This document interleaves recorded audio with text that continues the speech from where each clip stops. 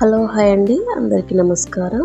Welcome back to our channel. ఈరోజు మన ఛానల్లో అయితే కరెంట్ అఫైర్స్ అక్టోబర్ మంత్కి సంబంధించింది అనమాట. 16 to 31 వరకు. సో ఎవరైతే కాంపిటేటివ్ అండ్ ఎంట్రన్స్ ఎగ్జామ్స్కి ప్రిపేర్ అయ్యే వాళ్ళు ఉంటారో వాళ్ళకి ఈ నోట్స్ యూజ్ అవుతుంది అనుకుంటే మాత్రం సో నా ఛానల్ని అయితే ఫాలో అవ్వండి. వీడియోని ఇంకా ప్రిపేర్ అయ్యే వాళ్ళు మీకు రిలేటివ్స్ ఫ్రెండ్స్ ఉంటారు కదా, సో వాళ్ళకు కూడా వీడియో అనేది షేర్ చేయండి.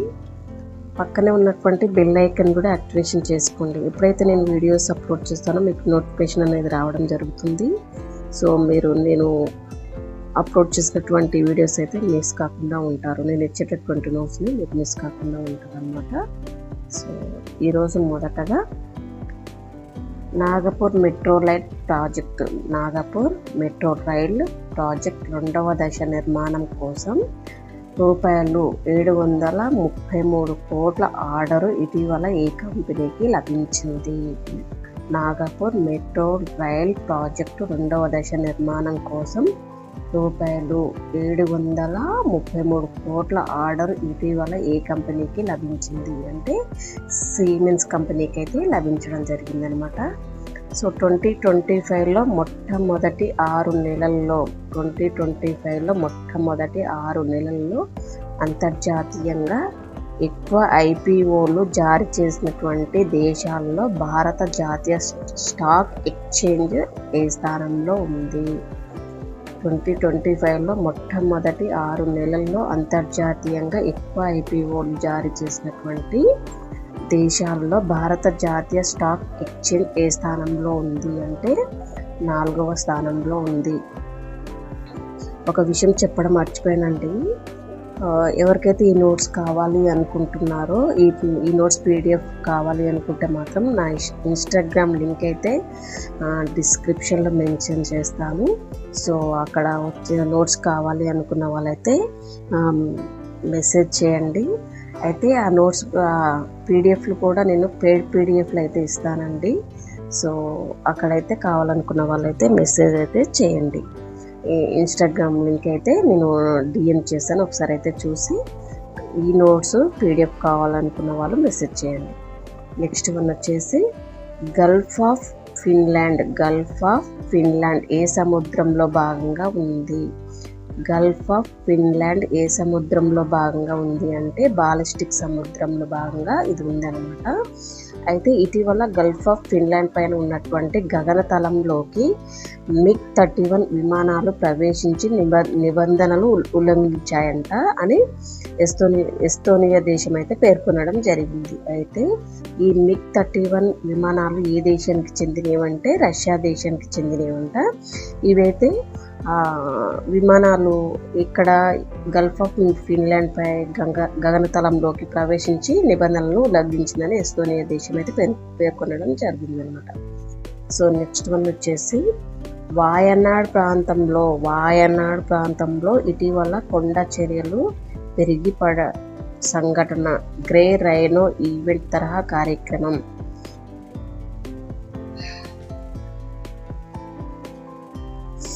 గ్రే రైనో ఈవెంట్ తరహా కార్యక్రమం ఒక అధ్యయనం వెల్లడించిందనమాట. గ్రే రైనో ఈవెంట్ అంటే ఏమిటి?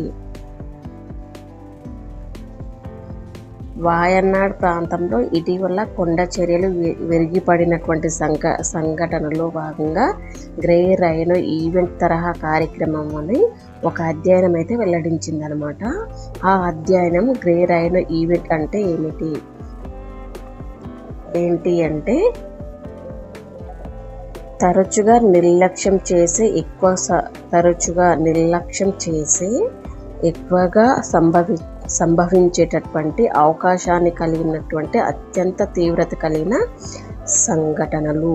తరచుగా నిర్లక్ష్యం చేసే ఎక్కువగా సంభవించే అవకాశాన్ని కలిగినటువంటి అత్యంత తీవ్రత కలిగినటువంటి సంఘటనలు అన్నమాట. నెక్స్ట్ వన్ వచ్చేసి పెట్ ప్లాస్టిక్ వస్తువులను విరగ్గొట్టే సామర్థ్యాన్ని కలిగినటువంటి ఇడియోనెల్లా సకైన్సిస్ వంటి సూక్ష్మజీవులను ఇటీవల పరిశోధకులు అయితే కనుగొన్నారన్నమాట. అయితే ఈ సూక్ష్మజీవుల ఉపయోగం ఏమిటి? ప్లాస్టిక్ వస్తువులను విరగ్గొట్టే సామర్థ్యాన్ని కలిగినటువంటి ఇడియోనెల్లా సకైన్సిస్ వంటి సూక్ష్మజీవులను ఇటీవల పరిశోధకులు అయితే కనుగొన్నారంట. అయితే ఈ సూక్ష్మజీవుల వల్ల ఉపయోగం ఏమిటి అంటే, ఇది ప్లాస్టిక్ పదార్థాలను కార్బన్ ఇంకా ఇతర ఇంధన వనరులుగా ఉపయోగించడం ద్వారా వాటిని నాశనం చేయగలవు. ఇవి ప్లాస్టిక్ పదార్థాలను అయితే కార్బన్ ఇంకా ఇతర ఇంధన వనరులు ఉంటాయి కదా, సో అవి ఉపయోగించడం ద్వారా వాటిని అయితే నాశనం చేయవచ్చు అన్నమాట. సో నెక్స్ట్ వన్ వచ్చేసి ఇటీవల భారత్ సైన్యంలోని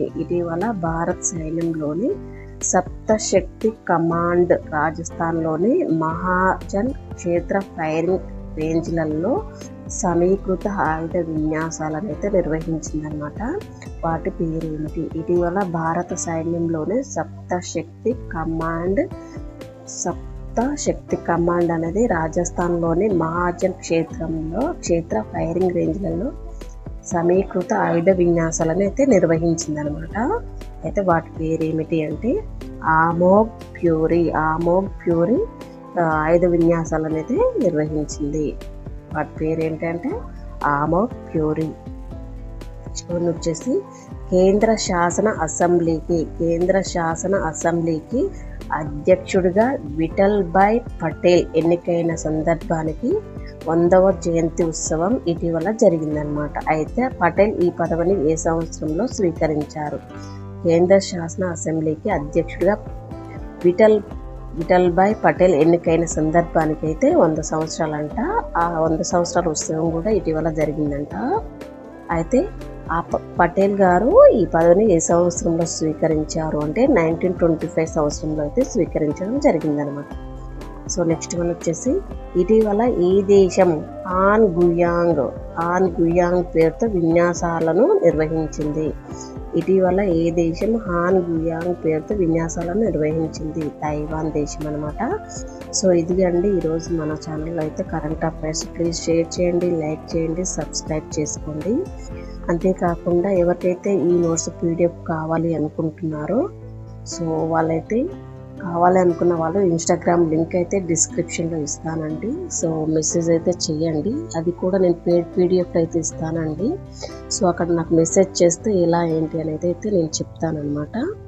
సో ఈ నోట్స్ ఎవరికైతే యూజ్ అవుతుంది అనుకుంటారో వాళ్ళు నా ఛానల్ని అయితే ఫాలో అవ్వండి, సబ్స్క్రైబ్ చేసుకోండి. మీ ఫ్రెండ్స్ కూడా ప్రిపేర్ అయ్యే వాళ్ళు ఉంటే వాళ్ళకు కూడా షేర్ చేయండి. Thank you all of you. Keep watching.